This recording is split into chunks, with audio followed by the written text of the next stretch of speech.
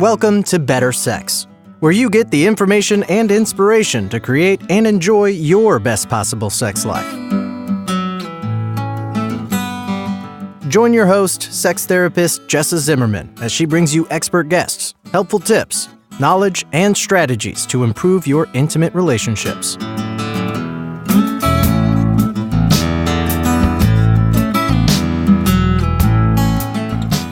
And now, your host, Jessa Zimmerman.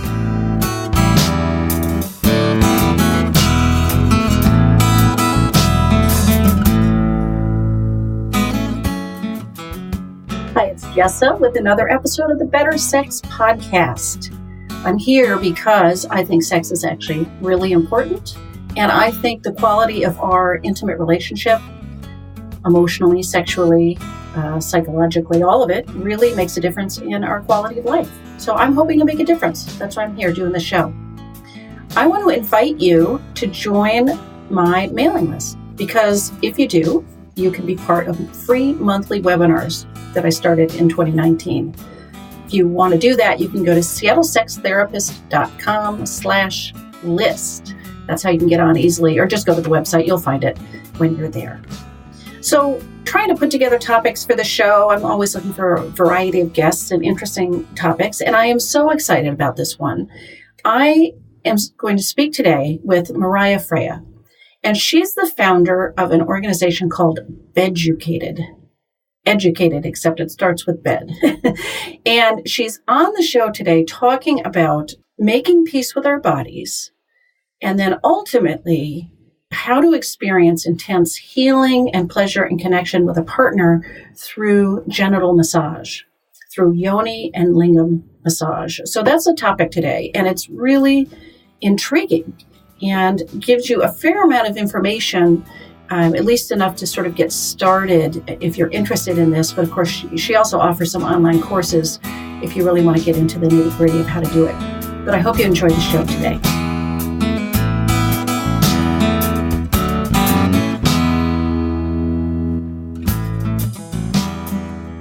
So Mariah, thank you so much for being with me today. Thank you. Can't wait to dive deep in. Yeah. So the topic today is conscious sex. So I thought maybe you could just start by defining that. You know, what is that versus regular sex? Sure. So for us, when we look at conscious sex or conscious sexuality, it's when I am, as an individual and also together as the couple, become really aware of our actions, of everything that I'm experiencing inside the bedroom, or everything that I'm experiencing inside the body, inside my body. And so when I'm being touched, I'm being kissed, that's when I really acknowledge that sensation fully, and where I'm not necessarily in my mind thinking about, oh, how can I give that back as quick as possible, or how can I pleasure my partner as well, but instead like really fulling and immersing yourself into that experience. And that's when it becomes conscious, or you could also use the word mindful as well. So mindful sex, in a way, is making sex almost meditative. Okay, yeah, So I was going to ask you, is this the same thing as people refer to as mindfulness? And it sounds like, yes. Yeah, it's just a different word that we use at Beducated, and it's something that I realize it's just a way to become courageous with that very vulnerable moment that we experience during sex. And because I do realize a lot of our students, a lot of our clients really seem to rush through that experience, when I'm vulnerable, naked, perhaps in front of my partner. And it's just so scary for so many people. And then after what happens through that fear, we're just rushing through things. And that's, of course, what we at Beducated really try to spread, is really that take a deep breath and just allow yourself to immerse yourself into what you're experiencing, whether it's negative or positive, but really, becoming aware of that. Okay. And you're mentioning the fear that so many people have, right? And I think they also have a lot of shame. Could you speak to that a little bit? Like, where do you think it's coming from? What do you hear from your clients about this? Mm-hmm.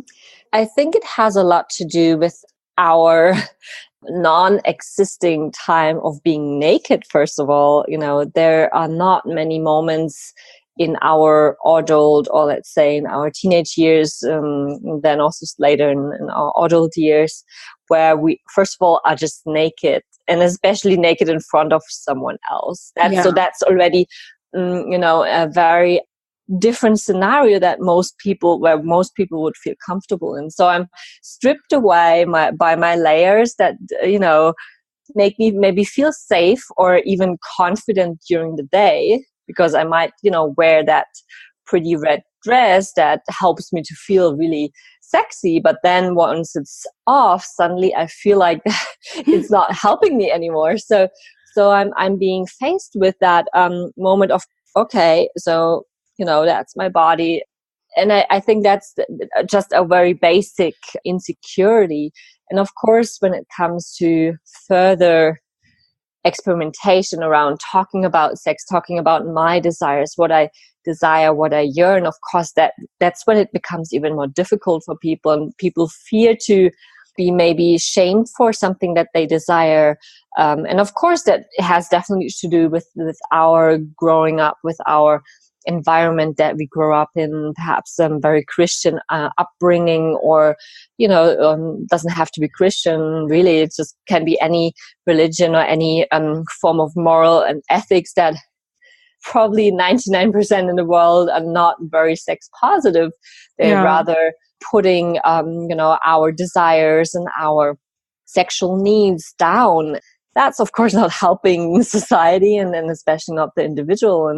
And what I'm seeing especially with our clients is, that we haven't trained ourselves to really communicate in that voice that our sexual being ultimately is. So I might be, talking about, okay, yeah, I like a blowjob, or I like certain things, but, that I've perhaps seen in porn, or perhaps I've heard about or read in a magazine. But to really look at my individual sexual need and what that really is, I have no clue. There might be magazines and sex books that know about how good sex looks like, but ultimately, what's really good sex? I mean, can really someone else define that for me? And what does that mean to me individually? And so a lot of people come with heaps of questions and have actually no idea what their true sex voice is and what their true sexual being is. Yeah. I think you're making a really interesting point, that we get a lot of messages about what we should want or what we shouldn't want. And a lot of people are lacking that experience or the freedom really to explore and figure out, wait, what is it I actually want? Exactly. And so we offer tools through our online courses on our platform that not say, hey, you have to do this, this, and this, but there are a lot of in-between tools that ultimately ask the right question, or help the individual to ask questions like, what do I like? How does this feel like? Is this something I want to go deeper in, or is this something I want to explore more? And through that, really spread and expanding that curiosity that most of us have around sex. I mean, whenever I come into a room where not many people know me, and they ask me, okay, what do you do? And I share, okay, so I'm a sex coach, and I'm creating this online platform, where we're teaching lovers all around the world to develop themselves as lovers and to connect with themselves and their partner. So it's like, wow, oh my gosh, tell me more. So I haven't experienced anyone yet so far that's been like, okay, don't talk further, I don't want to know anything about it. I'm sure you have the same experience. Exactly. I tend to get the same, a lot of curiosity, and maybe there's permission to ask some questions that they would never, or exactly. don't seem like they would ask in most situations. Yeah. So what about, there's our shame or discomfort with sex in general, right? But then there's also our relationship to our own genitals, and I guess our partner's genitals, right? Don't people have a lot of shame or unfamiliarity what do you see? What are your clients talking about with that? And how do you help people have a more positive relationship to their own, body? Mm-mm. For us, we look at first of all, the mental sphere. So often we have a lot of negative thoughts, negative beliefs around what is beautiful, or a certain brainwashing almost, from the beauty industry, from what we know today as beautiful, of what we think is beautiful. And what I'm seeing at the moment is, with that there comes a very, very strong belief that, if my labias are not the way they look like in a porn video, like, then that means they're ugly. And I mean, that's just an example. Or for men, if they're not the size they supposed to be, and in their mind it's like huge, right? Because that's what they get, again, also through porn industry, or just through also the media. And that's definitely going to be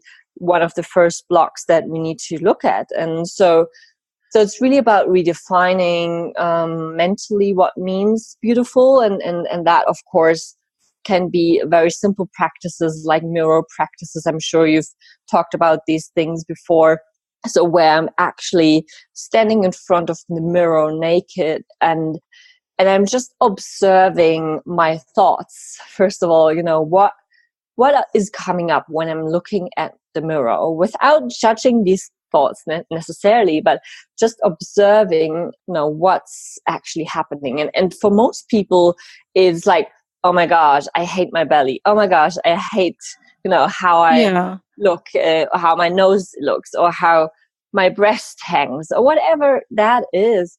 But the first exercise is really acknowledging these beliefs, first of all, and looking at these thoughts, and becoming aware of them, ultimately, that we do have them. And I think most people, when they look in the mirror, they're not saying, oh my gosh, I'm so freaking beautiful, unless you're trying to, practice positive thinking. Right. So that is really something to look at first. And then, of course, it's about shifting that negative thought into a positive thought. So that means faking it until you make it. And that could be starting with, okay, what do I like about my body? What do I really cherish? And even if it's small things, start with these small things, and then take it from there. And then I could look at also, okay, my belly. I might not like my belly, but let's think about the amazing things that my belly does. I mean, it's holding together my feet and my upper part of my body. Right. If it wouldn't be there, I mean, it would be quite bad. So what else is my belly capable of? It's capable of, digesting food, of nourishing me. So these are maybe things that seem a bit awkward to think about, but ultimately acknowledging that they are there, and bringing gratitude into these body parts as well. And then from there, we support our students to train themselves to feel more. So it's really about, for example, placing your hand on your belly, on that part that you don't really like so much, and connecting with your hands with this part of your body. And that could be, of course, also your genitals, your breasts, any part of your body, and not necessarily stimulating it, but just connecting with the hand and that body part, because our hands are very, very magical instruments.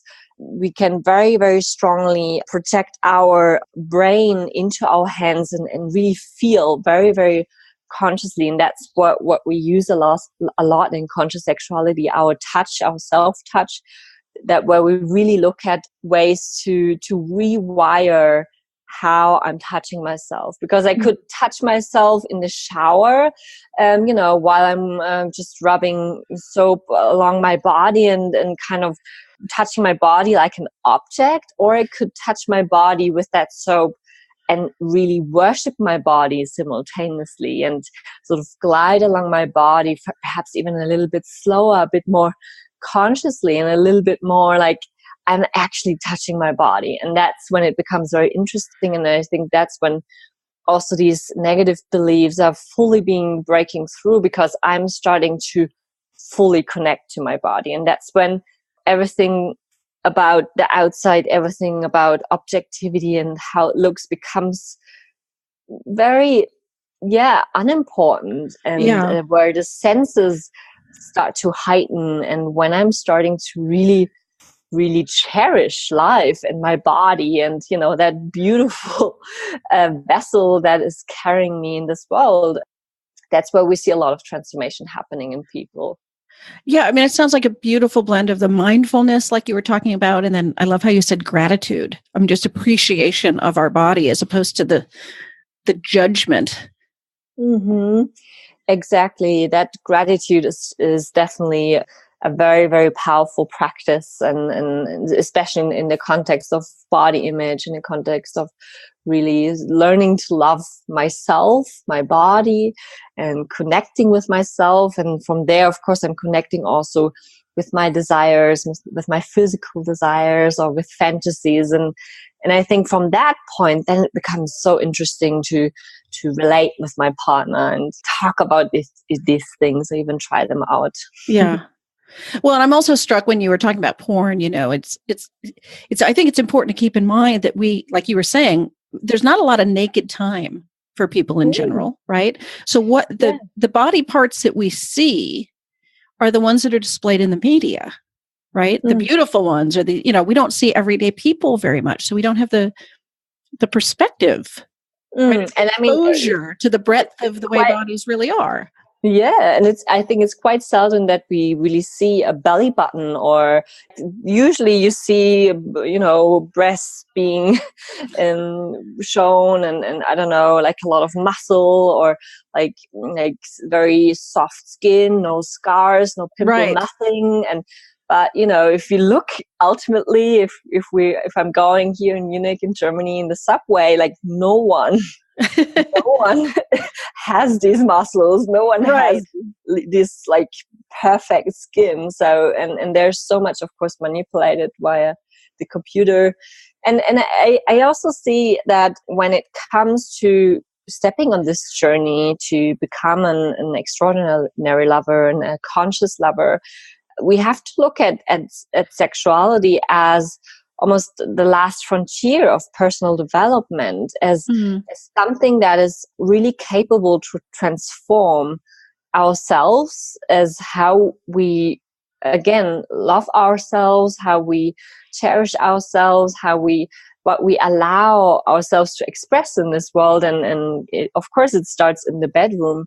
And I think it's one of the most potent canvases out there that I can draw, like beautifully colorful, but I can also, just keep it blank and very, very boring or frustrating.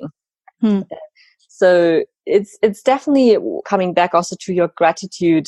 I just feel there's so much potential all around personal development, and there's so many tools out there that we can use specifically for our sexual development, and then that ripples into all parts of our lives. And that's what I experienced in my journey a lot. For me, it felt really like I was just pretty much a girl having no clue about what I was doing sexually with my partners. And I was already 22 when my libido was super low, and I had no interest in sex at all. And I realized only later on that the reason for this low libido wasn't of any health reasons or any issues that I had in my body. It was really because sex was just so freaking boring and so unmotivating, because I didn't have no clue, and so I was missing the tools that would help me to express and help me to feel more and have these amazing sensations in my body. So in talking about the healing in the experience of hand on body, I mean, one of the topics I wanted to talk to you about today was about yoni and lingam massage, right? So, and maybe you should just define yoni and lingam, because those are not going to be terms that everybody uses. Sure. So these two terms stem from the Neo-Tantra scene, or ultimately from a Sanskrit roots, which is an ancient language in India, and it means yoni means the pussy. It's the whole female genital, and lingam is the penis, the male genital, and of course they have beautiful meanings. So yoni means the sacred temple, and lingam means the wand of light, you could say. Okay. So it's a very beautiful way of looking at it, and I think that it brings in a lot of positivity into this whole just with the terminology, it's like, wow, if I really thought of, my genitals as the sacred temple, that would probably change how I feel about my body. Exactly. And worshiping this sacred temple and almost praying, like imagine you would be somewhere in India where, people are praying in these temples and are almost ecstatic in these prayers. And it's that what it sort of describes, this feeling of like being fully worshipped. And the same with the penis as well. It brings in this almost consciousness and like this full on like potential of filling my sacred temple, right? It's the wand of light, so it brings in that light into that temple. So it's something very, very beautiful to look at.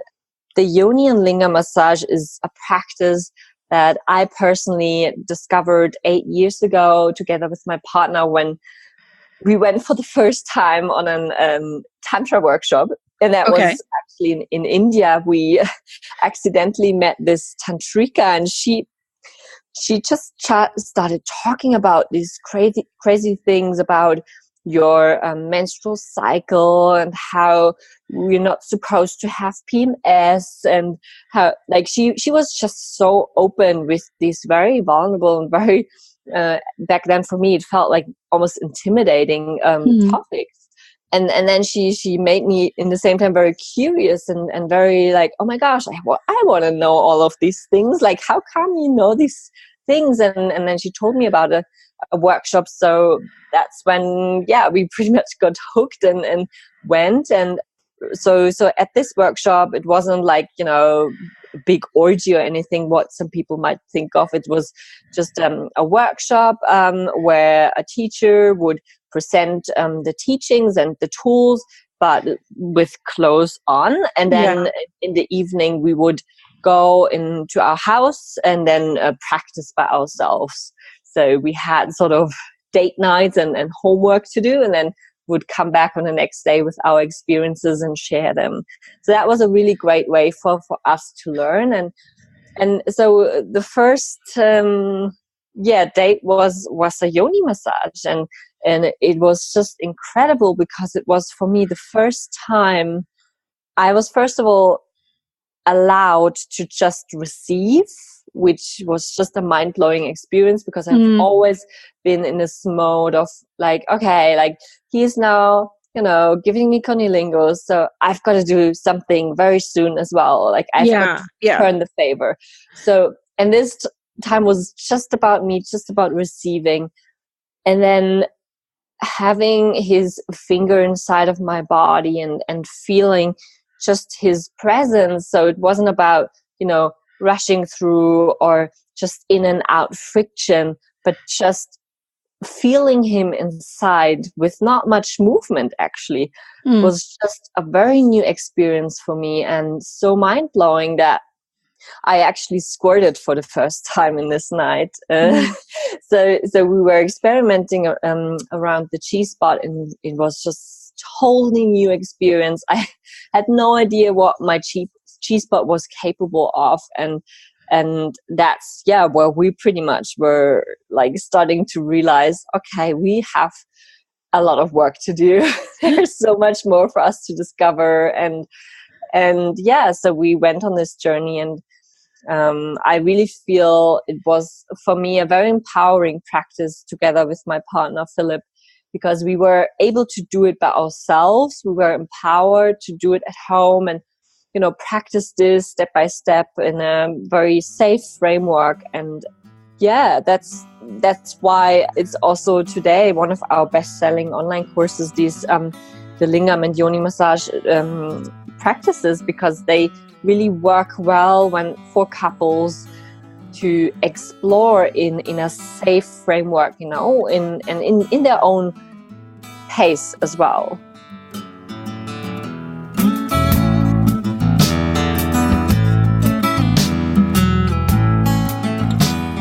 Hi, it's Jessa. We're just going to take a quick pause here, or a little breather in the middle of the show.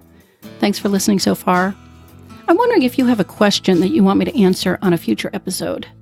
You can actually record a question for me at our website, bettersexpodcast.com. You're going to find the recorder on the footer of every page and on the side of the episode posts.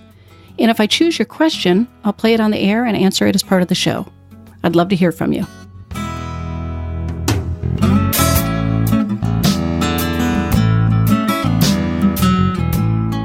So is it just sort of a conscious hand job? I mean, what's Sure.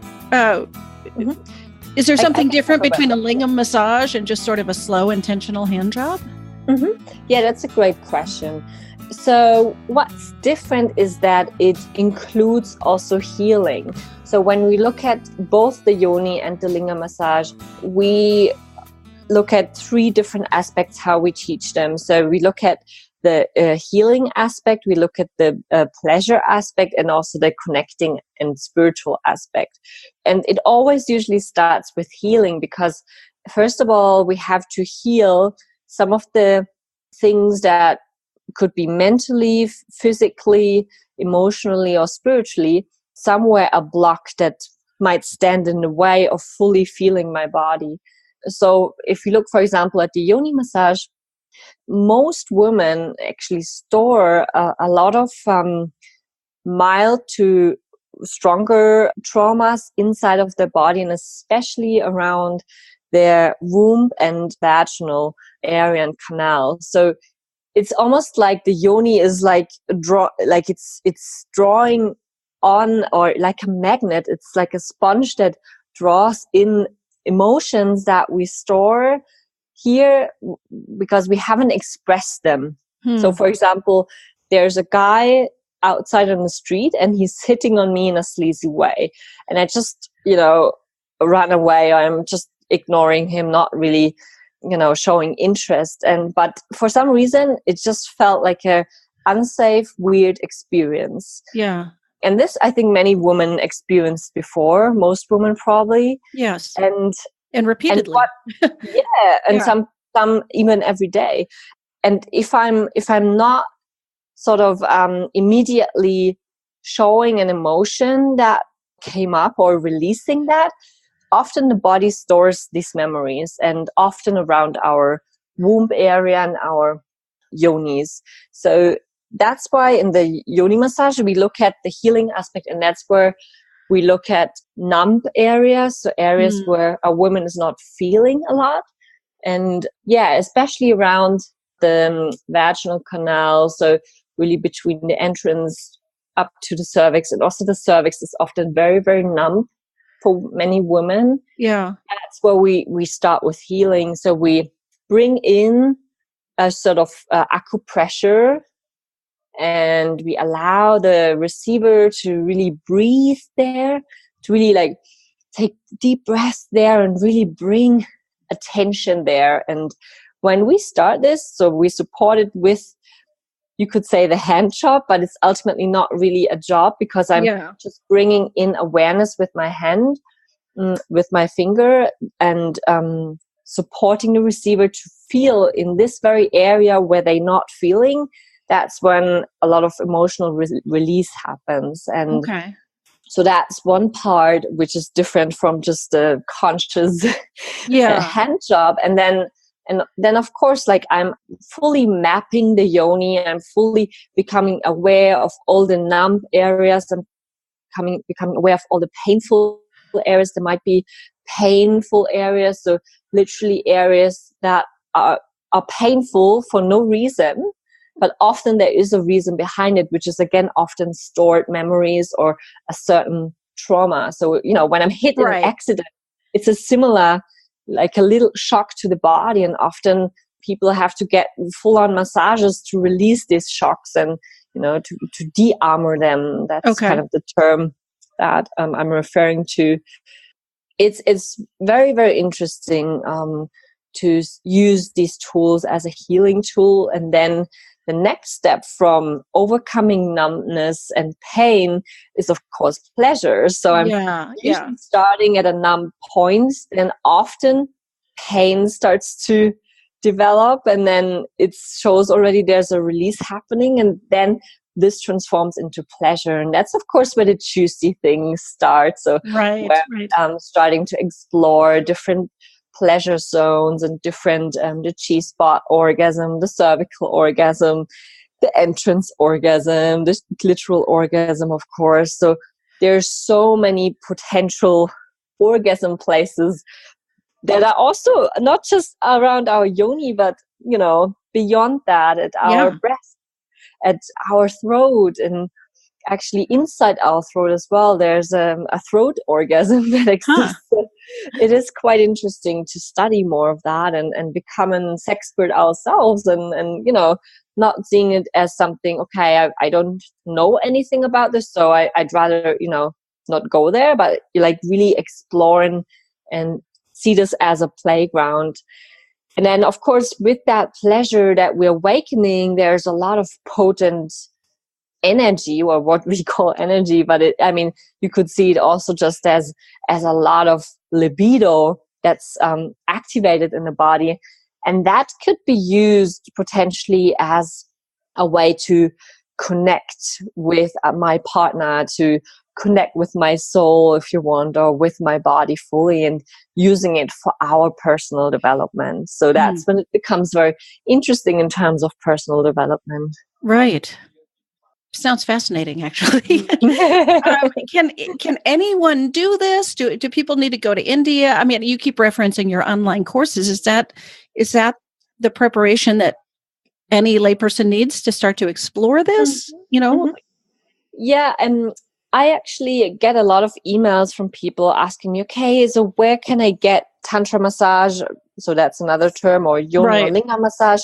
Where can I receive this, for example, in New York? And of course, I know so many practitioners, and there are definitely some good professional practitioners out there, body workers that have a very good background, a very professional background. But the thing is, it's borderlining erotic massage. So I found that a lot of people who were offering erotic massages 10 years ago, they are now offering tantra massages just because the term sells better. So we have to really be aware of what we're getting, and checking in with the practitioner, with the masseurs, like what's their background, where did they learn the massage, and so what's really right. So are they really trained in healers, or is this just a label that they put on their sexual? Exactly. Yeah. Exactly. I mean, there's nothing wrong with an erotic massage, but it's just a very different practice, and it won't, because it focuses mainly on the pleasure, and I mean, that's perfectly fine. But if I'm looking for deeper healing, I would say yoni or linga massage brings in more, and brings in also that awareness that I'm talking about here all the time. And so anyone can ultimately do it. It's, of course, ideal if you have a partner. But if you don't, you can start with this yoni or lingam self-massage, and then take it from there. And hopefully you have a partner in the future you can practice this with. Or even asking a friend that you feel comfortable with. And then, of course, you have different options. So we, for example, offer an online course where you learn every step via a video training that you can do just from the comfort of your home. But there are, of course, also other offline workshops out there. There are some happening in the US and in Europe, and of course some in India and Bali, kind of those hotspots where you find yoga and tantra happening. But it's not always easy for people to travel, and that's why I just love the idea of online courses here so much, because it just makes things very easy. And And And accessible. it's doable. Exactly. Yeah. It's accessible. And so you just need to be curious and open. If, of course, for any reasons there are certain health issues, it's important to check in with us and also with a doctor, of course, especially if you, for example, had a fresh hysterectomy, for example. Yeah.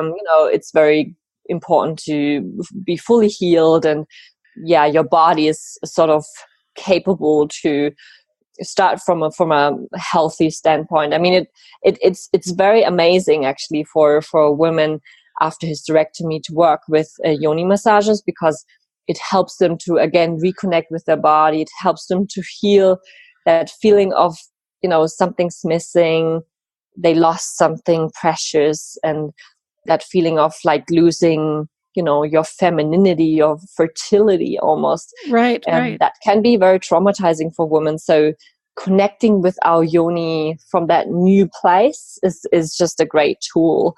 Very, very healing. But of Okay, course, it's important to be fully healed or after childbirth as well. Right. Right. But basically, you're saying any regular couple listening to this podcast could learn to do this with each other. Yes. Right. They very don't have to be easily. professionals or get No. certified or anything like that. No. Okay. And that's the great thing with this tool. Like the yoni massage, I'm just referring to that one now because it's simpler instead of always sharing both. Yes. But for example, the yoni massage, you have a small warm-up ritual where you just connect as a couple. So that could be like an eye-gazing ritual where you just sit in front of each other and cherish each other. And then the giver gives the receiver a full body oil massage. And of course, if you have already some knowledge around body work or how to give a massage, that's great. But, there's very simple tools that you can give to really maximum relax the receiver with just a few tricks that you learn in, for example, our courses, to give an amazing relaxing massage. And that's sort of the preparation then for the next step, the yoni massage. Where it's really about asking for consent and slowly touching the yoni, connecting with the yoni just from the outside. And of course, the whole conscious entering process, where it's really, really about not much of like tricks and tools and, what crazy things you can do with your fingers, but ultimately just presence and learning that. And that's, for beginners, that can be mind-blowing already. And then, of course, taking it further into technicalities, into de-armoring. So again, that process of transforming a numb area into a pleasurable area in the body, in the yoni. And that's, of course, when we start to explore more and can definitely learn a lot and need to communicate also a lot, and what the receiver is feeling, how does this feel, right? Where am I now? Can you feel your cervix? And all these things. So it's a really nice, slow and in the same time steady, but in the same slow in terms of like I'm not being overwhelmed, but very quickly transformative process. Yes. And that's what I just love about it so much. And do you find that men, people with a penis have as much trauma stored in their genitals? Is this as transformative for someone with a lingam as much as it is for someone with a yoni? Definitely. I think we're still neglecting a lot of the male side of things. Even if I'm looking at sex therapy, there's a lot around the female aspects, and it seems almost like the men are niche sometimes. And no, I feel that men do need a lot of healing, especially around their self-worth, around feeling masculine and like really embracing themselves as men. And also when it comes to letting go of certain pleasure patterns, or what I would call like a certain pattern that I developed over the years around pleasure. Because men are usually, not all of them, but most of them, very active when it comes to masturbation and self-pleasuring. Right. And they develop almost like the perfect way to Right. get off very quickly and to, it's like this one specific hand movement, speed, and strength and and the grip, Yes. that helps them to come. So they almost associate that sensation with an orgasm. And that's where linga massage works wonders, because, and for most men that might not be an issue, but it's ultimately limiting them from experiencing other forms of pleasure and also multiple pleasures, Right. multiple orgasms. So when I'm retraining these patterns, when I'm rewiring my neurological pathways here, and I'm starting to feel other sensations beyond that specific grip and that specific movement, that's when it becomes very interesting for men. And I think that's when they just like look at you and, oh my gosh, what are you doing? This feels amazing. And it's, it's a total new experience for them. That's of course amazing also for the giver to give and to see their partner being just like overwhelmed by their sensations and so loved. And I think it's in both ways just an amazing experience. Wonderful. This is so intriguing to me, actually. I can't wait to go visit the site. So would you say a little bit about, the website and the courses where people can find you and learn more? I would love for you to be able to, promote some of your stuff here for a moment. Sure. So if that's interesting for you, you can check out our website at beducated.com. So it's like educated, but in the bedroom. Mm-hmm. And so beducated, you can check out our courses there. We have various courses with different experts. So we're producing and publishing different experts and different topics. And for sure, there's also the Lingam and Yoni massage course available. We have also a few freebies available. Perhaps we can link that in the show notes. Absolutely. I'll put all these links. There's a Yoni massage freebie available. And hopefully very soon, there's also a Lingam massage freebie available. But once you're on the list, you also receive a lot of different materials for free. So you kind of get a taste of it, can give it a try. And then if you want to go deeper and learn the nitty-gritties, that's when you can definitely also join one of our courses. And I would love to see you there. And wonderful. Yeah. I will definitely put all of those links in the show notes so people have easy access. Awesome. Wonderful. Well, thank you so much for spending the time with me today. Thank you for having me. That was great. Yeah.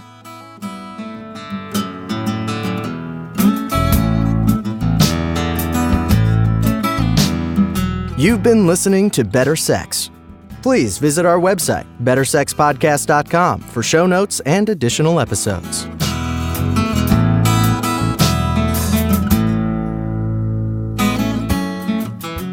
And that's a wrap for today. I really hope you enjoyed the episode. If you are enjoying the podcast, if some of this material resonates with you and you would like to make a difference and make sure that this keeps coming out in the world once a week, ongoing, there are a couple things you could do to show your appreciation. The first would be to go to iTunes and rate and review the show. That really helps us be found by new listeners when you review the show on iTunes.